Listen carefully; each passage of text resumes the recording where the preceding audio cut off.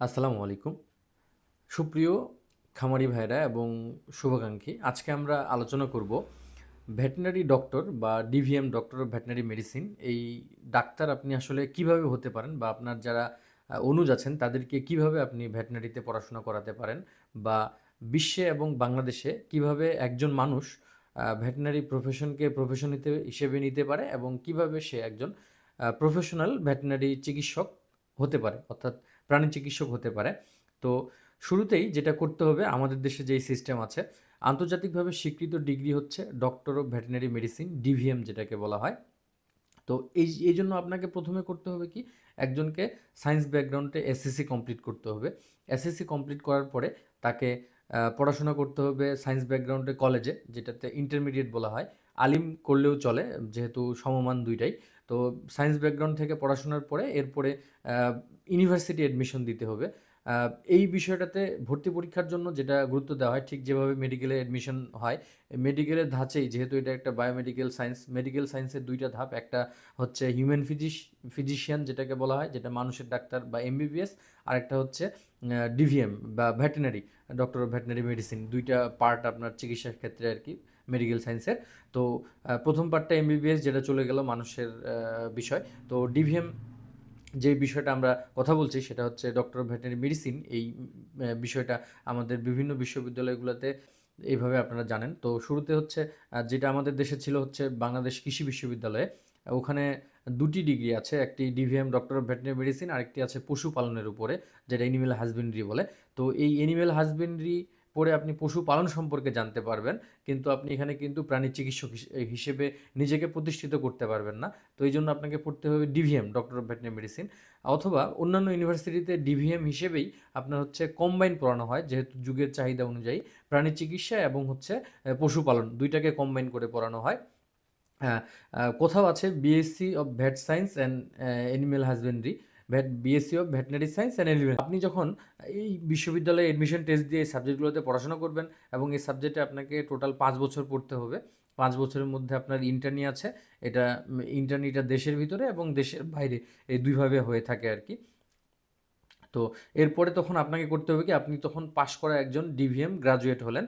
তারপরে আপনাকে যেটা করতে হবে, আপনি নিজেকে ডক্টর হিসেবে পরিচয় দিতে বাংলাদেশ ভেটেরিনারি কাউন্সিল, সংবিধান স্বীকৃত যে প্রতিষ্ঠান, সেখান থেকে আপনাকে একটা রেজিস্ট্রেশন নিতে হবে। সেই রেজিস্ট্রেশন নেওয়ার পরে আহ, সেখানে যথাযথ প্রক্রিয়া আপনাকে সাবমিট করতে হবে। আপনার হচ্ছে শপথ বাক্য পাঠ করানো হবে। এরপরে আপনি সেখানকার নিবন্ধিত আপনি একজন চিকিৎসক হবেন। এবং এরপরে আপনি নামের আগে যে আমরা পদবি ব্যবহার করি ডাক্তার, সেটা ব্যবহার করতে পারবেন। আর তাছাড়া কিন্তু যে কেউ ডিভিএম পাশ করলেই কিন্তু তার নামের আগে ডাক্তার ব্যবহার করতে পারে না। ঠিক যেমন এমবিবিএস পাশ করলে বিএমডিসি কাউন্সিলের যে রেজিস্ট্রেশন আছে সেটা ব্যবহার না করে নামের আগে ডাক্তার ব্যবহার করতে পারে না। গোটা বিশ্বে কিন্তু এরকম নিয়ম, প্রতিটা দেশের নিজস্ব কাউন্সিল রয়েছে, প্রফেশনাল এই ধরনের কাউন্সিল। আপনি যদি ভেটেরিনারি বাংলাদেশে পড়াশোনা করে আপনি হচ্ছে আমেরিকাতে আপনি ভেটেরিনারি প্রফেশন আপনার বা জাপানে বা যে কোনো দেশে, আপনি কানাডাতে যদি করতে চান, তাহলে সেই দেশের যে কাউন্সিল আছে, কাউন্সিলের পরীক্ষা দিতে হবে। পরীক্ষা দিয়ে আপনি কোয়ালিফাইড হয়ে সেখানকার লাইসেন্স নেবেন এবং আপনি কিন্তু প্র্যাকটিস করতে পারবেন। তো এটা মূলত হচ্ছে আপনার ভেটেরিনারি প্রফেশনের একটা বিষয় আর কি।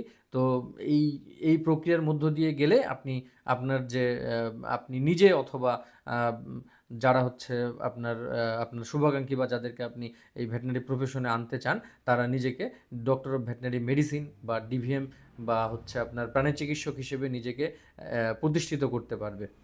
আর ডিভিএম এর মধ্যে আসলে মানুষ ব্যতীত সকল রকমের প্রাণী পড়ে। যেমন ধরেন যে পোষা প্রাণীর মধ্যে আপনার কুকুর বিড়াল আছে।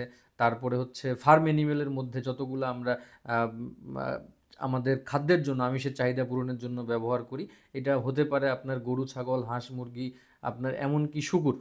তারপরে হচ্ছে আপনার জু অ্যানিমেল আছে, প্রাণী চিড়িয়াখানাতে যেগুলো রাখা হয়। তারপরে ওয়াইল্ড অ্যানিমেল আছে, প্রকৃতিতে যেগুলা থাকে সেগুলার টেক কেয়ারের জন্য। এবং হচ্ছে ইভেন আপনার হচ্ছে সাগরে সামুদ্রিক যে মাছ আছে, মাছ সহ আপনার যত প্রাণী আছে সব কিন্তু এই ডিভিএম এর আওতায় পড়ে। তবে ডিভিএম একটা বিশাল একটা বিষয়। তো সেখান থেকে আপনার হচ্ছে প্রাথমিক একটা ধারণা নিয়ে এমবিবিএস এর মতোই আপনি ডিভিএম ডিগ্রি অর্জন করবেন। এবং ডিভিএম ডিগ্রি অর্জন করার পরে আপনাকে বিভিন্ন বিষয়ে স্পেশালিস্ট হওয়ার জন্য আপনি যদি ফার্ম অ্যানিমেলে যান, ফার্ম অ্যানিমেলে হতে পারেন, আপনি স্মল অ্যানিমেলে স্পেশালিস্ট হতে পারেন, আপনি জু অ্যানিমেলে স্পেশালিস্ট হতে পারেন, আপনি মেরিন যে সোর্স আছে মেরিনের আপনি স্পেশালিস্ট হতে পারেন। এই হচ্ছে আপনার আপনার হচ্ছে কাজের পরিধি। তো এই ছিল আজকের আলোচনা। ধন্যবাদ সবাইকে।